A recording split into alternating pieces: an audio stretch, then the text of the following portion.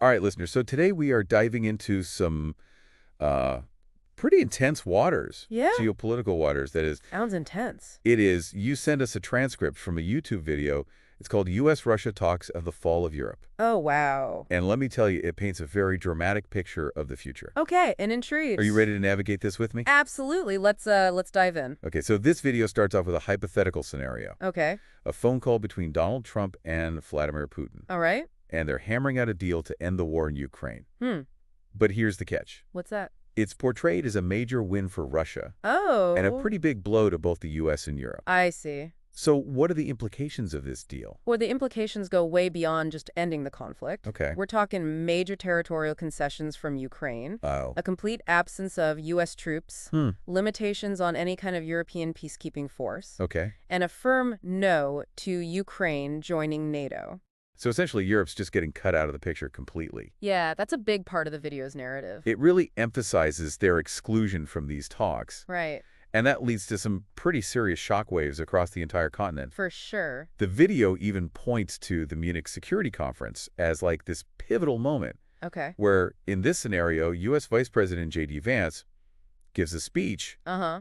and it basically amounts to a declaration of war against a unified Europe. That's a big statement. It is. So how does this fictional speech fit into the broader themes of the video? Well, that's where it gets really interesting. Okay. This speech plays into this larger theme that the video explores, which is the decline of Europe as a global power. I see. Vance attacks their dependence on the U.S., he criticizes their values, Uh-huh. and even uses the example of a canceled Romanian election Oh, wow. to highlight their vulnerability to outside influence.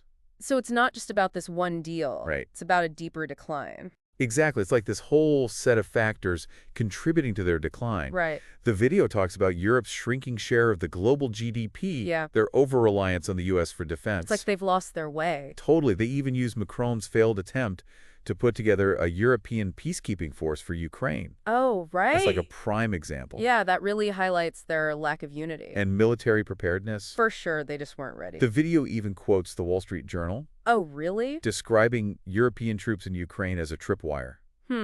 That's not a good look. Not exactly the image of strength and independence, is it? Not at all. So you have Europe seemingly losing its footing on one hand. Yeah. And on the other hand, you have Russia coming out of this stronger than ever, Interesting. militarily, economically, and politically. Almost like the conflict backfired. It's like this whole conflict that was meant to weaken Russia Right. has actually done the opposite. That's a compelling argument. The video makes a really good case for this unintentional strengthening. So how do they back that up? Well, they talk about how Russia has gained valuable military experience. They've refined their technology, up against NATO forces. Makes sense. And they might have even expanded their influence within Europe itself, How so? finding support amongst pro-Russian groups. That would be a significant shift. It would, and we can't forget about the economic benefits. Right. If sanctions are lifted as part of this deal, They could really cash in on that. Russia could become a major energy supplier to Europe. Especially with Europe looking for alternatives. Exactly, and that would give them even more leverage. For sure. But this shift in power doesn't come without a cost. No, of course not. The video paints a pretty bleak picture for Europe's economic future. In what way? Well, you've got rising energy costs, crippling industries. Oof, especially in Germany. Especially in Germany, they already have unsustainable debt levels. Yeah. And now they're facing pressure to increase military spending. Which probably means cuts to social programs. Probably, and they even highlight some specific examples, Like what? like Thames Water needing this massive bailout loan, Oh, people wow. facing skyrocketing water bills, That's rough. cancer patients experiencing treatment delays. That's pretty sobering. It's all pretty sobering stuff. Yeah, And definitely. all of this economic turmoil is happening alongside political instability. Right. They mentioned France, Germany, Austria, Uh-huh. even the UK. They're all struggling with the same issues. It's like this rise of populist movements. Especially on the right. Exactly. It's like the old political order is fracturing. And something new is emerging in its place. Yeah, potentially something more volatile. That's a scary thought. It is. And that brings us to another fascinating point the video raises. Okay, what's that? The connection between this rise of the right Mm-hmm. and what they see as the failure of the left. Interesting. They argue that figures like Jeremy Corbyn, Okay. Bernie Sanders, Uh-huh. and Syriza in Greece Right.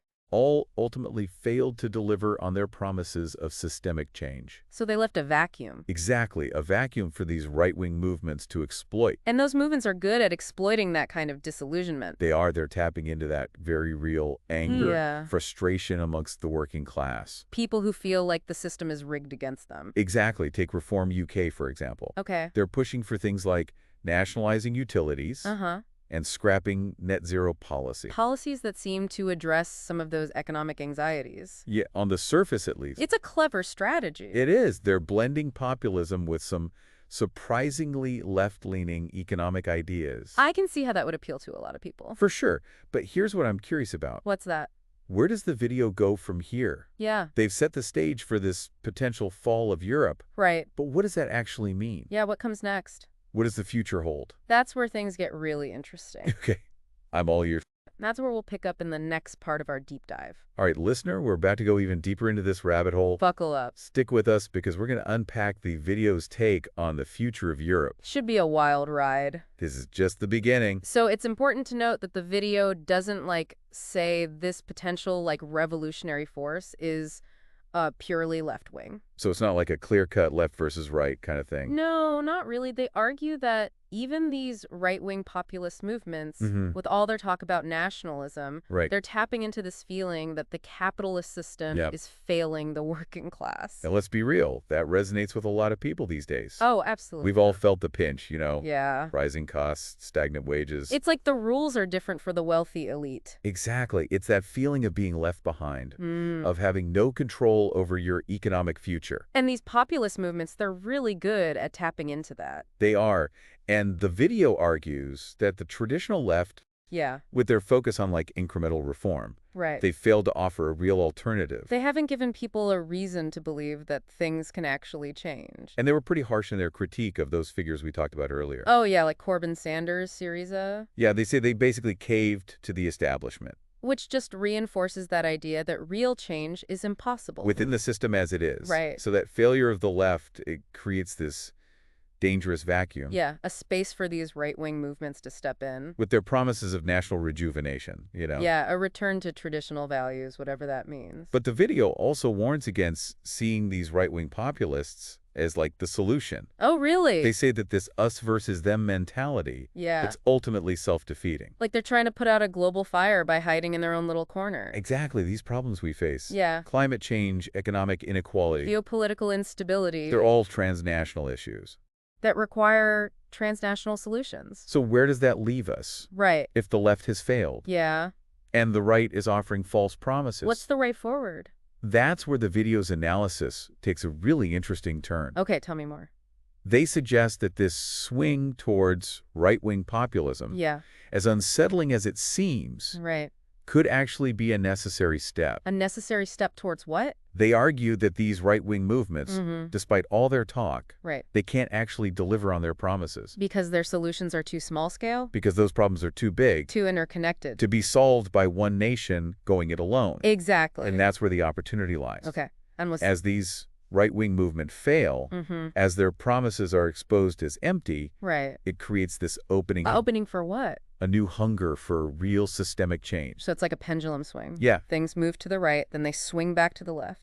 But with more force. More urgency. Exactly. The video argues that the failures of these right-wing movements will actually expose the limitations of the system itself. The capitalist system. Pushing people further to the left. Search of real solutions. But what do those real solutions look like? Right. The video mentions nationalization, but is that enough? Yeah, is that really going to change the system? Isn't that just shifting ownership? Not addressing the underlying power dynamics? That's a great question, and it's one of the video grapples with, too. So what's their take? They argue that simply tinkering with the existing system, like nationalizing a few industries, regulating a few markets, it won't be enough. So it's not about reform. It's about revolution. In a sense, yes, they talk about a fundamental shift in power. Okay. A transfer of control from the capitalist class. To your working class. But how do we get there? Right. They talk about a revolutionary overthrow. Which sounds a little daunting. A little unrealistic, maybe. It's a huge task, for sure. It is. But I think their point is that we're already seeing the early stages. The early stages of revolution. The ground is shifting. The question isn't if change is coming. But what form it will take. So it's less about predicting the future. And more about recognizing that we're entering A period of transformation. A period of profound transformation. Exactly. And that recognition is key. Because it lets us move beyond fear. Beyond paralysis. And start thinking strategically. About how we can shape the future. How we can ensure that this transformation leads to a more just and equitable world. It sounds like individual action is crucial here. But how can ordinary people, who might feel overwhelmed by all this, how can they actually make a difference? They even mentioned that anecdote about someone on the tune talking about communism, highlighting how important these everyday conversations are. Exactly. The video emphasizes that change doesn't happen overnight. It's built through these small acts of courage, compassion, connection. It's about planting seeds. Engaging in those tough conversations. Challenging assumptions. Offering alternative visions for the future. Exactly. It's about meeting people where they are. Understanding their anxieties. Their frustrations. And helping them see that another world is possible. But that requires a certain level of historical awareness. Right. They talk about the failures of the past. The limitations of reformism. They argue that the post-war boom in Europe created a sense of complacency. Like the system could be gradually improved. But now that boom is fading. The U.S. is retreating. The whole foundation is crumbling. And the reformers are left clinging to a sinking ship. Unwilling to admit that the old ways aren't working anymore. Like they're trying to patch up a broken system. Instead of building something new. So what does this all mean for the listener? Right. For someone trying to make sense of all this. This chaotic world. What's the takeaway? I think the key takeaway is this. Okay. We're living in a time of immense uncertainty, Yeah. but also immense possibility. It's like a double-edged sword. The old certainties are gone. The future's up for grabs. It's a time of both danger and opportunity. And how we navigate this moment will shape history for generations to come. It's like we're standing at a crossroads. And the choices we make now will have a ripple effect far into the future. That's a powerful image. And I think this deep dive, with all its unsettling predictions, has given us some valuable insights. It's a reminder to stay informed. To think critically. To question assumptions. To be open to new ideas. And most effort. To remember that we're not just passive observers. We're active participants. In shaping history. So, listener, as we wrap up this part of our deep dive. Take a moment to reflect. What resonates with you? What challenges your assumptions? And most importantly, what role do you want to play in shaping the future? Because the story isn't over yet. This is just the beginning of a much larger conversation. A conversation about power, justice, and the kind of world we want to create. And that conversation continues in the final part of our deep dive, where we'll explore the video's vision for a post-European world. And the role that we can all play in building it. Stay tuned, listener. Things are about to get even more interesting. Okay, listener, we're back for the final part of this deep dive. The home stretch. We've covered a lot of ground. Yeah, we have. From this potential U.S.-Russia deal. Right. Reshaping the whole geopolitical scene to the economic and political turmoil in Europe. A lot to unpack. It is. So now the big question. Yep. What comes next? The million-dollar question. What does the future hold for Europe? For a continent seemingly on the brink. This is where the video gets really thought-provoking. Okay. Moving beyond just analysis. Into speculation. It doesn't offer like a roadmap or a concrete prediction. Right. But it lays out a framework. For understanding those potential trajectories. So less about predicting the future. More like informed guesswork. Based on those historical patterns and current trends. Exactly. The video argues that this crisis facing Europe, it's not an isolated event. It's a symptom of a much larger breakdown. Remember that idea of reformism? Yeah. That belief that the capitalist system could be gradually improved? From within.